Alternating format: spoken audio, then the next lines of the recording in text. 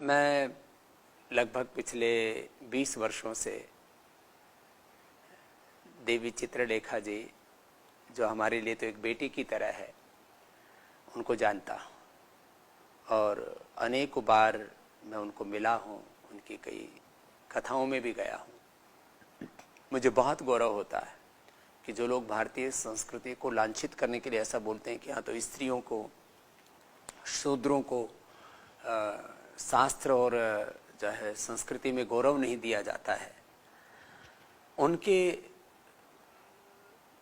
द्वारा जो भारतीय संस्कृति के बारे में दुष्प्रचार किया जाता है, विषमवन किया जाता है, वो हम पर आरोप मढ़ते हैं कि स्त्रियों को गौरव नहीं दिया जाता सनातन धर्म में। तो सनातन धर्म तो सबको गौरव देता है और देवी चित्रलेखा उसका एक जीवंत प्रमाण है कि किस तरह से भागवत कथा के माध्यम से, शास्त्रों के प्रवचन के माध्यम से और बाल्यकाल से अब तक वो अपनी सनातन संस्कृति का गौरव वर्धन करती रही हैं। और जो हम पर लानत लगाते हैं, जो हम पर आरोप लगाते हैं, जो भारतीय संस्कृति के बारे में विश्ववमन करते हैं, उनके लिए एक हमारे सामने एग्जाम्पल है कि देवी चित्रलेखा को ने जिस तरह से हमारे सनातन धर्म की शास्त्र परंपरा को आत्मसात करके और वो इस सनातन धर्म का पूरे विश्व पटल पर प्रचार करते हैं, तो हम सब के लिए गौरव। अब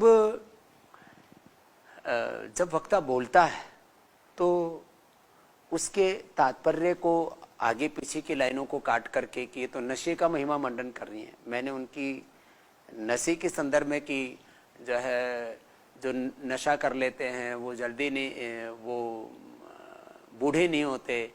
अब इसका मतलब नशा करने वाले कोई जवान थोड़ी रहते हैं, वो जवानी में मर जाते हैं, बूढ़े नहीं होते, ये उन्होंने कहा है, मैंने सुना है।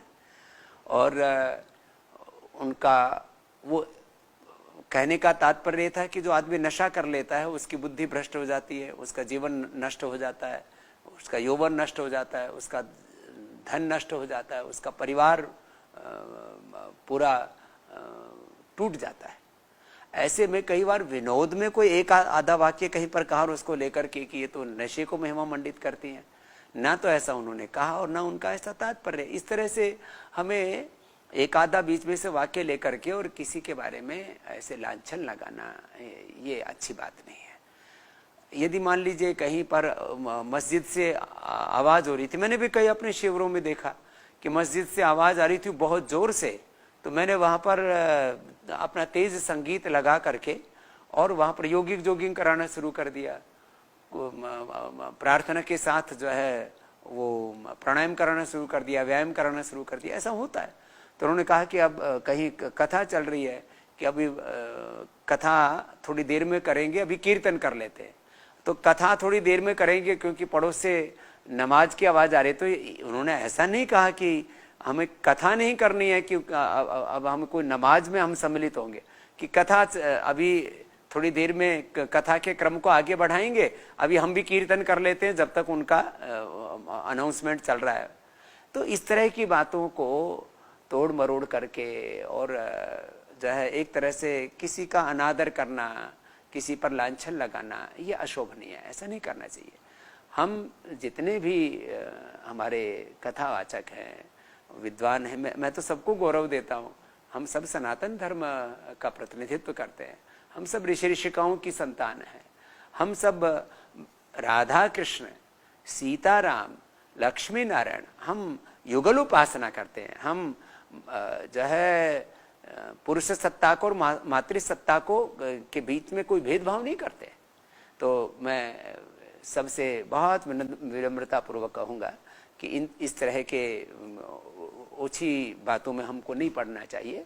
और जो हमारे लिए तो बेटी समान है देवी चित्रलेखा, जो सेवा कर रही है सनातन धर्म की, गौ माता की सेवा कर रही हैं, वो हम सब के लिए एक बहुत ही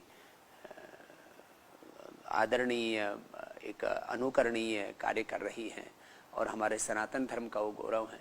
उनके बारे में किसी भी प्रकार से इस तरह से लांछन नहीं लगाने चाहिए। हम सबको मिलकर के ऐसी बेटियों का उत्साह बढ़ाना चाहिए जो सच में हमारे सनातन धर्म का गौरव है।